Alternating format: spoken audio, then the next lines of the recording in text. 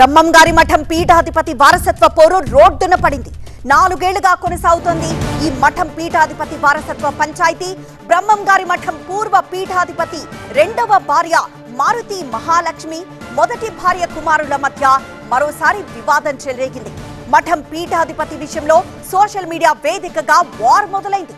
ఒకరిపై ఒకరు ఆరోపణలు ప్రత్యారోపణలు చేసుకుంటున్నారు.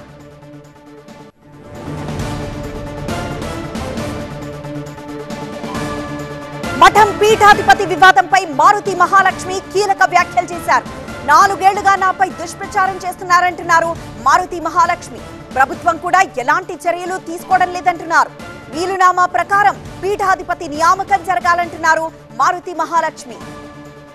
మఠం పీఠాధిపతి విషయంలో అసలు వీలునామాలో ఏముంది, వీలునామాపై మారుతి మహాలక్ష్మి ఏమంటున్నారు అనే అంశాలపై మరింత సమాచారం మా సీనియర్ కరెస్పాండెంట్ సుధీర్ అందిస్తారు. బ్రహ్మంగారి మఠానికి సంబంధించి పీఠాధిపతి నియామక ఇష్యూ దాదాపు 4 ఏళ్లుగా ఇంకా కొలిక్కి రాలేదు. అయితే ఈ మధ్య కాలంలో మరోసారి ఈ బ్రహ్మంగారి మఠానికి సంబంధించిన ఇష్యూ తెరపైకి వచ్చింది. దివంగత పీఠాధిపతి భార్య మారుతి మహాలక్ష్మి మరోసారి సోషల్ మీడియా వేదికగా ఆవిడ కొన్ని ఆరోపణలు అయితే చేశారు. నన్ను కొట్టి చంపేయండి, నన్ను ఎవరైతే ఇబ్బంది పెడుతున్నారో వాళ్ళకే అవకాశాన్ని ఇవ్వండి. అలాగే మరోసారి ఇంకొక వివాదాస్పదమైన వ్యాఖ్య కూడా చేశారు. నా పిల్లలకు DNA టెస్ట్ కూడా చేయించండి అని. అసలు ఈ వ్యాఖ్యలు చేయాల్సిన అవసరం ఎందుకు వచ్చింది?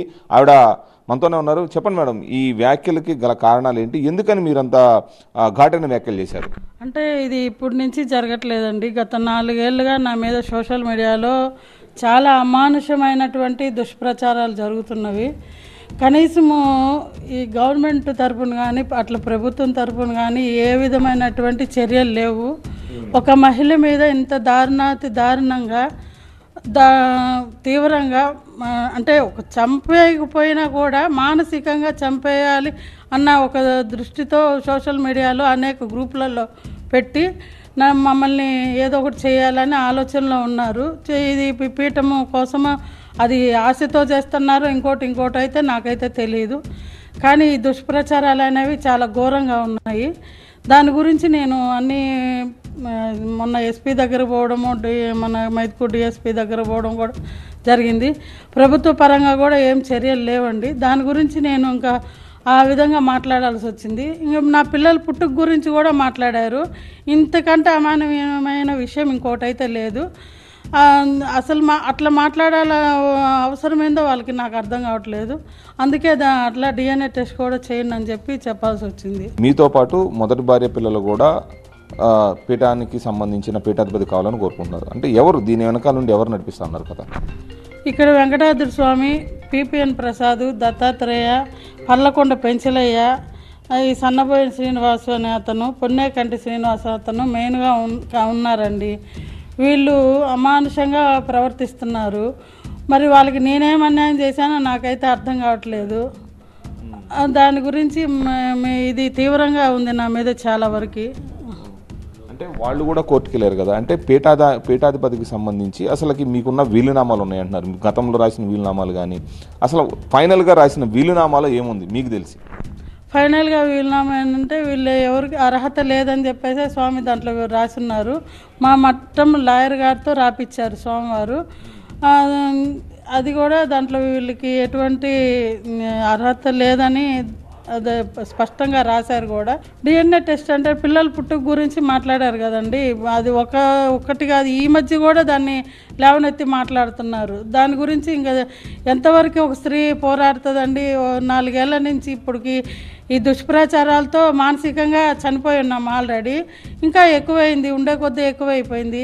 వాళ్ళ ఆశతో ఏదో ఒకటి మాట్లాడేస్తే సరిపోతుంది అనుకుంటున్నారు.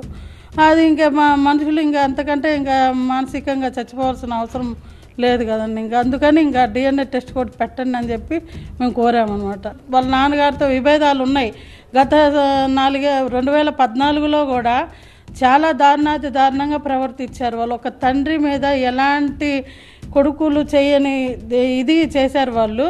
అలా ఆయన మానసికంగా చాలా ఇదిగా అయిపోయి 2018లో వీలునామా రాశారండి. అదండి జరిగింది. అంటే ఫైనల్గా మీరు కోరుకుంటుంది ఏంటి? బ్రహ్మంగారి మఠానికి సంబంధించి మీకు ఏ విధమైన న్యాయం జరగాలని కోరుకుంటున్నారు?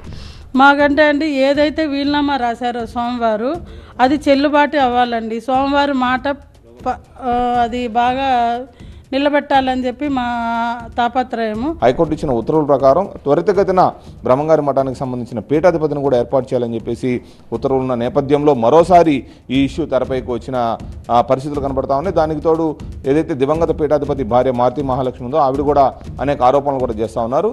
ఆ ఆరోపణలకు సంబంధించిన విషయాలు కూడా ఇప్పటికే సీఎంకి, డిప్యూటీ సీఎంకి, అలాగే హోంమంత్రికి కూడా ఇచ్చిన పరిస్థితుల్లోనే వివరణలు. దానికి సంబంధించి పూర్తి స్థాయిలో ఏదైతే బ్రహ్మంగారి మఠం ఇష్యూకి సంబంధించి త్వరితగతిన పీఠాధిపతి నియామకం అయితే జరగాల్సి ఉంది.